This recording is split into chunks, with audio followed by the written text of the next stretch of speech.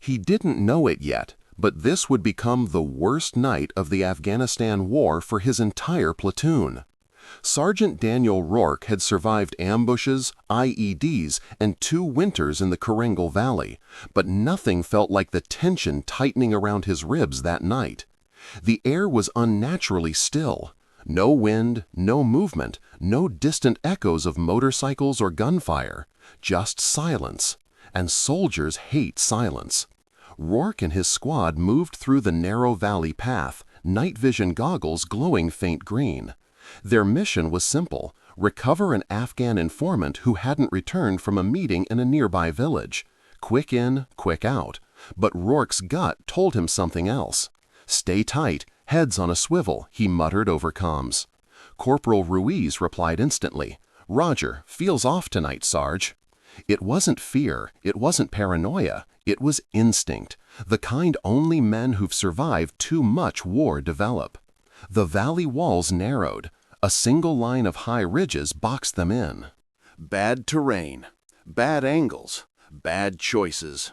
Rourke slowed his pace. That's when the first clue appeared. A single flashlight blinked from the ridge. Too far to identify who held it. Too precise to be random. Ruiz whispered, "Signal?" Rourke answered, "Bait." And he was right. Because 2 seconds later, the ridge came alive. The darkness erupted with muzzle flashes, dozens of them, pouring gunfire down from both sides. The valley exploded in sound. Rocks shattered. Dust filled the air. Rourke's men dropped behind whatever cover they could find. "Contact left and right!" Rourke shouted, dragging a wounded private behind a boulder. Tracer rounds sliced past him like burning needles. His squad was pinned.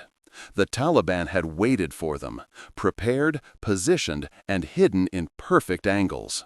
This wasn't an ambush. This was an execution plan. And something else was wrong, very wrong. Rourke scanned the ridge again. Among the fighters, he saw something he hadn't seen in years. If it is in English, use a clear, natural American English accent. If it is in another language, use a clear, natural accent for that language. Read it at a normal pace. A coordinated fire line, shifting in waves, covering each other, almost professional. This wasn't a village militia. This was a Taliban unit trained for one purpose: to wipe out a U.S. platoon in a single night. One soldier screamed for a medic. Another called out over comms that their flank was collapsing. The valley was funneling enemy fire directly onto them, with nowhere to run. Rourke grabbed his radio. "Command, this is Rourke. We're in a kill zone. We need air support now." Static. No response.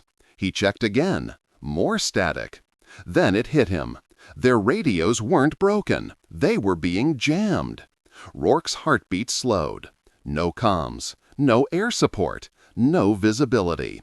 And enemies tightening the noose from both sides. He whispered to himself, "Not tonight. I'm not dying here." And this exact moment was when Rourke made the choice that would turn this nightmare into his legend. Bullets chewed through the rocks around Rourke's head. The entire valley had turned into a funnel of fire, and his men were breaking, one cry, one slip, one hit at a time. But Rourke didn't freeze. He didn't panic. He calculated. "Ruiz, status on left side? Pinned, 3 men wounded, no movement possible. Weaver, we can't push right. They've got elevation on everything." Rourke breathed once, just once, to calm the instinctive surge of adrenaline. Then he saw it, a gap. Small, dangerous, stupid, but a gap. Between 2 ridges on their left flank, the enemy fire dipped for half a second every time the line shifted forward. It wasn't much, but it was a rhythm. Someone on the Taliban side was coordinating volleys. Rourke spotted the pattern like a predator recognizing prey. He yelled, "On my mark, smoke out left." "We'll get shredded out there," Ruiz shouted back. "Only if we stay here." He checked the pattern again. 3 seconds wide open, 1 second closed. Repeat. He waited. "Mark!" 3 smokes flew into the air, bursting in thick white clouds that rolled through the valley. The Taliban fire immediately shifted. The smoke confused their angle. Rourke stood up. Yes, stood. "Move! Move! Move!" He grabbed the wounded private from earlier, slung the kid's arm over his shoulder, and sprinted into the haze. Bullets cracked past his knees, his arms, his ribs. He felt the air pressure of one round ripping right past his head. His squad followed, dragging casualties, pushing toward the only piece of terrain that wasn't suicide, a narrow rock outcrop halfway up the ridge. Once there, they dropped behind it, breathing hard, coughing smoke, shaking. "We're alive," Weaver muttered. "For now," Ruiz corrected. The gunfire intensified again. Rourke knew why. Smoke or not, the Taliban would reposition fast. They had the advantage, the altitude, the numbers. Rourke needed to flip the battlefield. He needed to break the ambush before it broke his men. He pulled Ruiz closer. "We're going up." Ruiz blinked. "You're insane. If we don't take the ridge, we die here." Ruiz looked at the ridge towering above them, steep, jagged, nearly vertical in some spots. "No cover," he muttered. "No choice," Rourke answered. Then Rourke saw something that made his stomach drop. A new muzzle flash. A different angle, higher, steady, professional. A designated marksman, maybe even a sniper, had joined the enemy's line. The bullet cracked into the rock right beside him. Stone fragments flew into his cheek. Another round landed inches from Ruiz's boot. This wasn't suppressive fire. These were kill shots. Rourke looked at his squad, 6 men, all exhausted, 2 bleeding, all terrified but trying not to show it. "That sniper is going to pick us apart," Ruiz whispered. Rourke nodded slowly. "Not if I find him first." And there it was, the next decision on the night he refused to die. Rourke pressed his helmet against the stone, forcing his breathing to slow. The sniper was patient, disciplined, and absolutely lethal. The kind of enemy that didn't waste ammunition or rush a shot. He was hunting deliberately, one man at a time, one angle at a time, cutting the platoon down without ever exposing himself. Ruiz crawled up beside Rourke, keeping his head low. "That's a trained shooter," Ruiz muttered, "not the usual guys we deal with." Rourke nodded. He'd seen this pattern before. Iraq, early deployment. A sniper who didn't panic, didn't shift positions too fast, and didn't reveal his location unless he wanted to. Rourke peered through a crack in the rock formation. He scanned the right ridge first, nothing. Then the left ridge, still nothing. Then halfway up the back slope, that was where he saw it. Not a muzzle flash, not a silhouette, a glint. Metal catching moonlight for half a second. Rourke whispered, "Got you." He tapped Ruiz's shoulder. "Suppress the center line, I'm flanking." Ruiz grabbed his arm. "You won't make it 10 meters." Rourke didn't argue, didn't respond, just kept moving. He crawled into the shadow of the outcrop, sliding around the rear of the formation. Gunfire rained down on the rest of the squad, chaotic, desperate, controlled only by the smoke and shadows masking their exact positions. Rourke climbed, not fast, not loud, just steady. He knew the terrain was unstable, loose shale, broken stone, slopes that would betray him with one wrong step. But he also knew this: snipers rely on rhythm, predictability, targets that repeat patterns. Rourke refused to be predictable tonight. Halfway up the slope, he froze. He heard footsteps, slow, deliberate, someone repositioning above him. The sniper was moving, adjusting, searching for the next angle. Rourke pressed himself flat against the rock. The sniper settled somewhere just above the ledge, close enough that Rourke could hear him adjusting his rifle bipod. 3 seconds, 2, 1. The ridge lit up again, not from the sniper, but from the Taliban riflemen firing suppressive bursts down at Rourke's squad. That was the opening. Rourke moved. He crawled the last stretch on elbows and boots, barely breathing, and then he reached the lip of the ridge. Slow enough not to make noise, fast enough not to lose momentum. The sniper was right there, prone, focused, looking through his scope at Ruiz and the others. Rourke didn't hesitate. He lunged. He grabbed the sniper's firing arm, wrenching it upward, forcing the man to fire into the sky. The sniper twisted, reaching for a knife on his vest, but Rourke slammed him down, pinning his wrist to the dirt. The sniper hissed something in Pashto and tried to grab Rourke's throat. Rourke answered with brute force, a single strike with the butt of his rifle that knocked the man unconscious. He didn't kill him. He didn't need to. He just needed him silent. Rourke took the sniper's rifle and crawled to the edge of the ridge. Below, his squad was running low on ammo, pinned, cornered, seconds away from collapse. Rourke raised the rifle, exhaled, and whispered, "My turn." He squeezed the trigger. One enemy fell, then another, then another. The entire left ridge lit up with panic. The ambush line broke for the first time all night. Ruiz shouted from below, "Sarge, that you?" Rourke didn't answer. He kept firing. Because this wasn't over. Because the ridge wasn't clear. Because the worst night of the Afghanistan War was only halfway through. For the first time that night, the valley went quiet. Not peaceful quiet. Dangerous quiet. The kind that means the enemy isn't falling back, they're reorganizing. Rourke stayed low behind a sharp ridge of rock, sniper rifle steady against his shoulder. His breaths came hard but controlled. He scanned the far slope, looking for any sign of movement. There, a shadow. Then two, then five. The Taliban fighters weren't retreating. They were climbing. Higher, faster. Toward him. They had spotted where the sudden precision fire came from. If they reached the ridge, the entire flank would fall apart. Down below, Ruiz yelled through the radio, "Sarge, they're moving on your position!" "I see them," Rourke answered, staying calm. "You need to get down from there. They'll overrun you." Rourke sighted the first climber, adjusted wind, distance, and incline. Crack, one down. He shifted targets. Crack, second down. But the fighters weren't slowing. They were spreading out, like wolves circling high ground. Rourke switched positions, sliding behind another rock as bullets began to rip through the ridge. Dust burst around him. Stone fragments sliced his cheek. A round snapped past his head with a whip-like sound. He didn't flinch, didn't shake, didn't panic. This was the part of war few understood. The moment when fear becomes background noise and focus becomes the only thing left. Another fighter appeared on the ridge's left flank. Rourke fired. Crack. He collapsed backward behind cover as automatic fire shredded the rocks above him.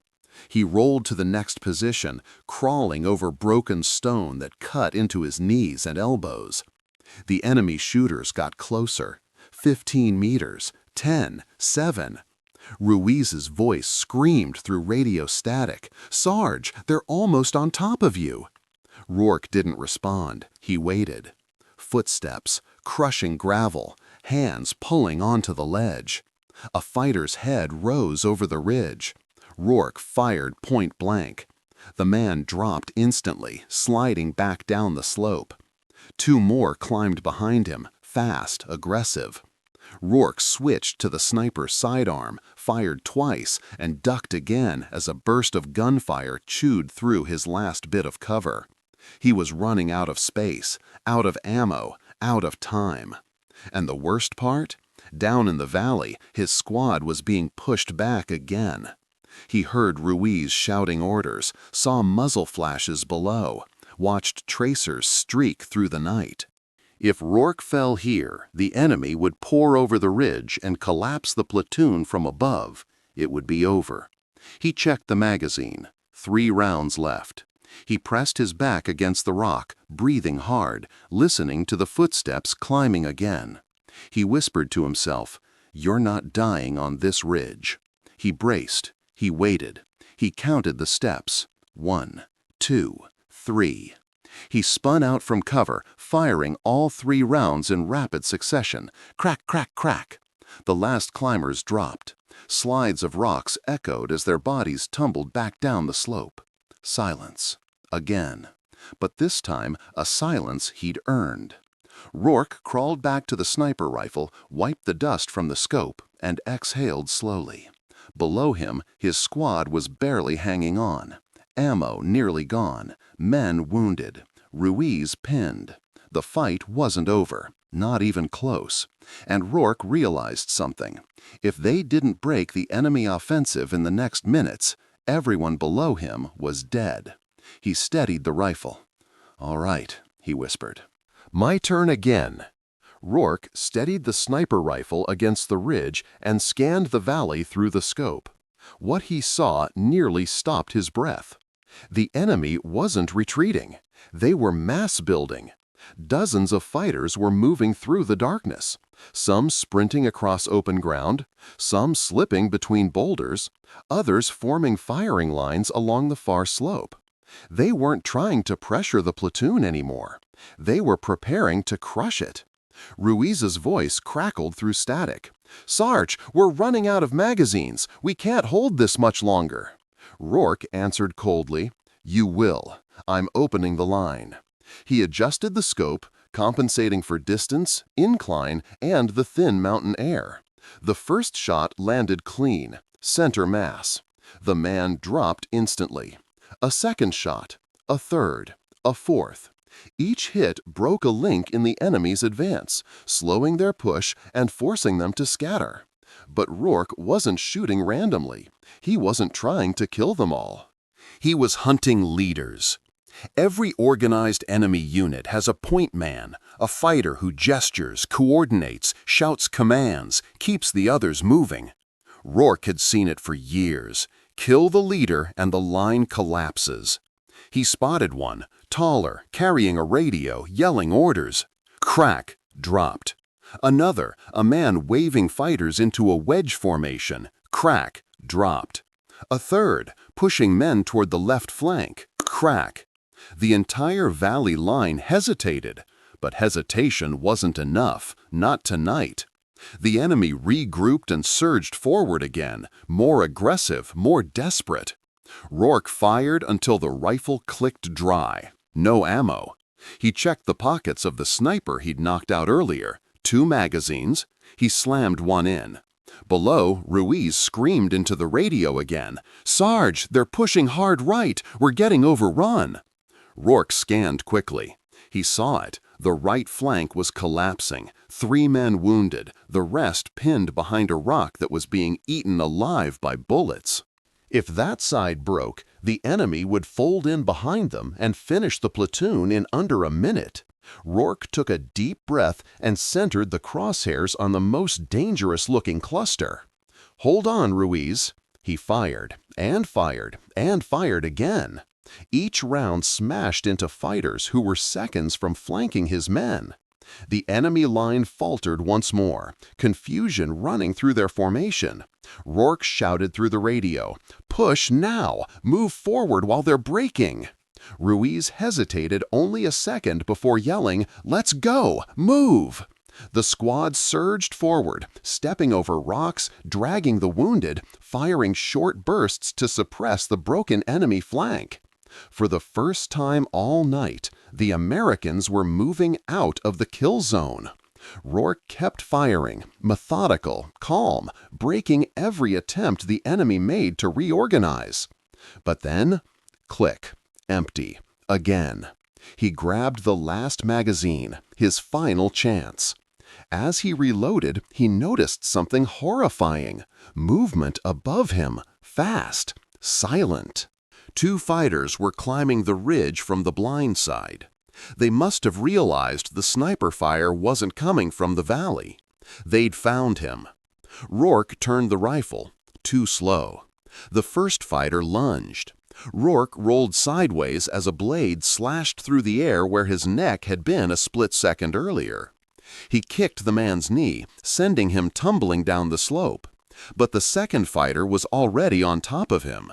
A fist slammed into Rourke's ribs, another into his jaw, a knee into his chest. Rourke's helmet cracked against stone, stars exploding in his vision. The fighter pinned him, hands closing around his throat. Rourke gasped for air, vision blurring, lungs burning, hands slipping. And then something snapped inside him. Not fear, refusal. He reached for the only weapon he had left, the sniper's knife. He drove it upward, once, twice, 3 times. The fighter collapsed. Rourke shoved the body aside, coughing, bleeding, shaking, but alive. And then he heard it. Ruiz shouting from the valley, voice breaking, "Sarge, they're falling back! They're actually falling back!" Rourke dragged himself to the ridge's edge and looked down. The enemy line, the same force that was moments from annihilating them, was retreating into the dark. He didn't celebrate, didn't smile. He just exhaled once, quietly. Because the night wasn't won yet. This was just the first break in the storm. The valley wasn't quiet because the enemy was gone. It was quiet because both sides were waiting to see who would break first. Rourke wiped the blood from his face, steadying his breathing. His ribs felt cracked. His arms were shaking. His throat burned from where the fighter had nearly crushed it. But he stood. He forced himself to stand, because his men were still below him, and they needed him alive. He raised the sniper rifle again, hands trembling, vision flickering, and scanned the darkness. Shapes moved in the far tree line, not many. But enough to know the fight wasn't over. Ruiz's voice blasted through the radio. "Sarge, we can move! We pushed through their line! What's your position?" Rourke coughed twice, trying to force air into his lungs. "On the ridge," he whispered, voice raw. "Still in the fight." "You need to get down, now!" Rourke looked down the slope, steep, jagged, covered in loose rock and blood. Climbing down fast would kill him. Staying up here might kill him too. But dying wasn't the mission. Saving his men was. He planted the rifle against a new rock formation. He aimed into the darkness. And then he saw it. A new wave of fighters, slower, hesitant, disorganized, trying to close the gap his men had opened. If they reached the valley again, the platoon would be swallowed. Rourke pushed his pain aside and fired. Crack, one down. Crack, another. Crack, a third. He shifted positions, crawling across the ridge even as his wounds screamed and the world wobbled around the edges. He fired again. And again. Every bullet slowed the enemy. Every impact bought his men one more second. Then he heard it. Whoop, whoop, whoop, whoop. Rotor blades. A helicopter. Finally. Ruiz shouted, "Sarge, air support is here! Hold on!" Rourke didn't hold on. He pushed harder. He stood fully exposed on the ridge, bracing the rifle on an unstable rock, firing into the last clusters of fighters sprinting toward his men. Enemy fire erupted upward, pelting the ridge, snapping rock and slicing air around him. But Rourke didn't duck, didn't hide, didn't retreat. He emptied the magazine into the final push, his vision narrowing, his body barely keeping him upright. And then, silence. The enemy broke, turned, ran. The helicopter swept over the valley, spotlight cutting through dust, soldiers descending on ropes to secure the area. Ruiz sprinted toward the ridge, shouting into the darkness, "Sarge! Rourke! Where are you?" He climbed the slope as fast as he could, slipping in loose stone, grabbing roots, pulling himself upward. Near the top, he saw a figure kneeling beside a shattered rock. Rourke. Barely conscious, barely breathing, but alive. Ruiz dropped to his knees. "Jesus, Sarge, you held the whole ridge alone." Rourke's voice was faint, almost gone. "Didn't do it alone." Ruiz frowned. "What do you mean?" Rourke looked at the valley, at the men he kept alive, at the field he refused to abandon. Had a reason not to die. Ruiz swallowed hard. Yeah, you did. Helicopter medics rushed up, loading Rourke onto a stretcher. As they lifted him, he whispered something Ruiz barely heard. Get them home. Ruiz nodded once. You did that tonight, Sarge. You did. As the helicopter lifted away, Rourke stared down at the valley one last time. The smoke, the broken ground, the path his men walked out of alive, and the ridge where he refused to fall. The worst night of the Afghanistan War. Didn't take him. It made him a legend.